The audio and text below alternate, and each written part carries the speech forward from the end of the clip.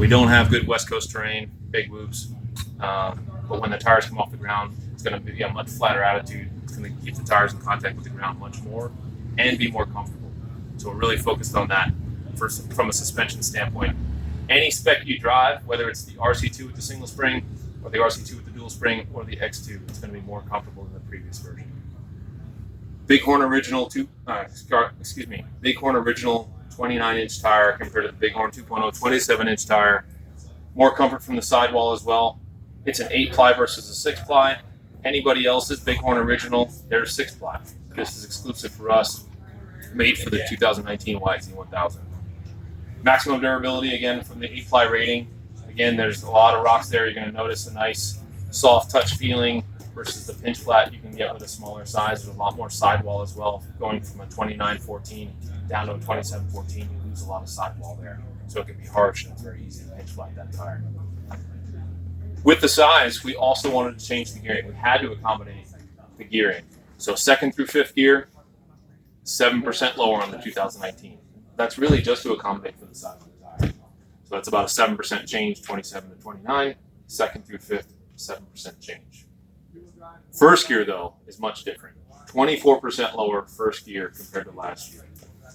If you take out the 7% for the tire, it's about 16.7%. But overall, the easy way to say it is 24% lower first gear. What does that equal? It equals more comfort, more confidence, and more capability. We got a big, nasty hill climb for you. You're going to be able to do it at half the speed you are on the current vehicle. About 5-6 miles an hour versus 10 miles an hour on the current vehicle.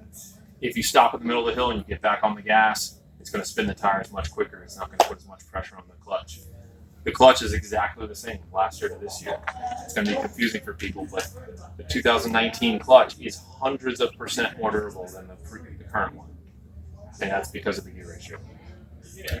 We also want you guys driving sport shift machines because we did a lot of refinement to the sport shift system from last year to this year as well. It worked really well last year, but every shift is going to be smoother, quieter, and more refined.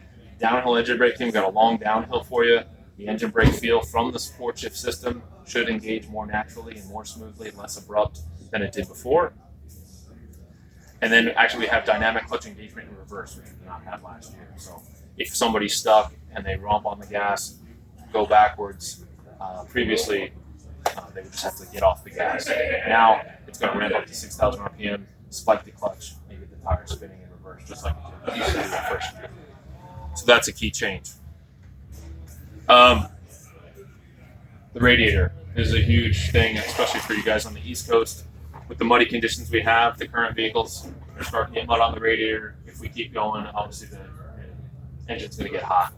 In this rear-mounted location, can't clog it with mud. We've done extensive testing in the mud. It's going to be exceptionally better for mud resistance. It's not going to clog with mud. Heat in the cab, comfort from the cab. The current radiator, it pulls all that hot air through the cab, through that tunnel. All the touch points you'll notice on your leg are drastically cooler because now all that hot air is not coming through the tunnel in between the cab. So I think you're going to notice that. It doesn't matter where you are. If it's hot, this is going to be cooler. So that's a big difference as well. Show you the level of integration we went through from the intake. The intake for the radiator was up here in front of the seats. The problem with that, the only problem with that was now if we run a windshield, we found that we drastically reduced the airflow into the cab. If we had a soft cab, it got even worse. So there's a rear intake for the radiator right here under the cargo.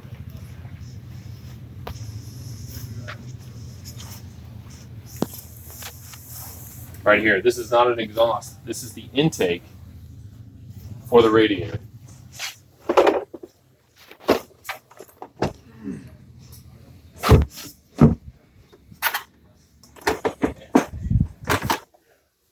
So is the fan kit a little noisier trying to draw air backwards? You will notice a little bit more fan noise, but that's all based on location. There's dual fans compared to a single fan before. Right. But you'll notice this is the biggest radiator Yamaha's ever made. Right. So the cooling capacity with a clean radiator is drastically better than the period. So the radiator, the fan will be on much less than it was with the current vehicle, period. But again, it pulls air through in here, and if you block the cab with a windshield or soft sides, it's going to pull air through here as well. So dual intake, again, accessory integration, We cannot overheat this thing. During our severe heat test with the current vehicle, again, 113 degrees ambient temperature, steep, deep sand, first gear, we can overheat the current vehicle in probably about 10 minutes. We were drove for over an hour, we couldn't get this vehicle to overheat. Probably noticed the engine temperature today, probably like 185 for this vehicle, probably 210 for the other vehicle.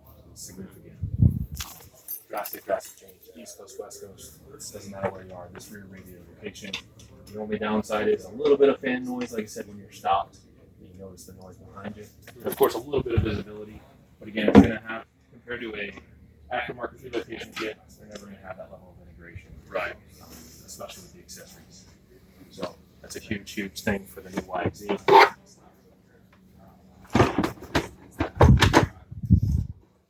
Last thing we'll talk about is the ROPS, the upper ROP shape.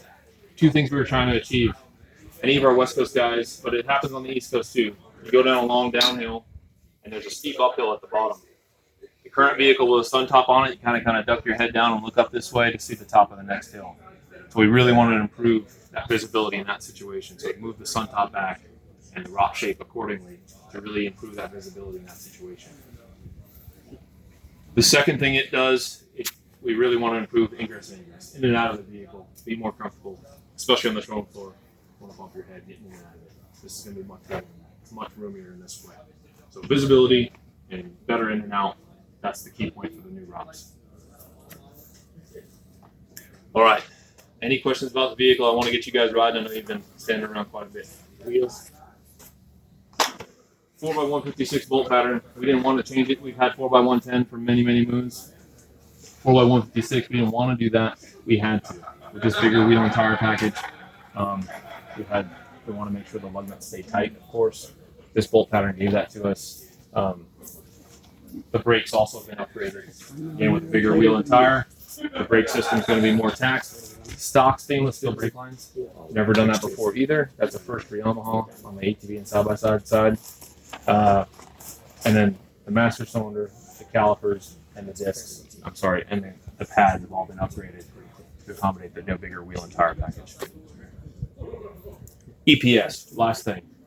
The steering is mechanically the same this year to last year, but the electric power steering map has been changed to accommodate these tires. So try to maintain light effort, reduce negative feedback you get through the nasty stuff, then of course maintain positive feedback. You actually feel what's happening with the tires. So new EPS map,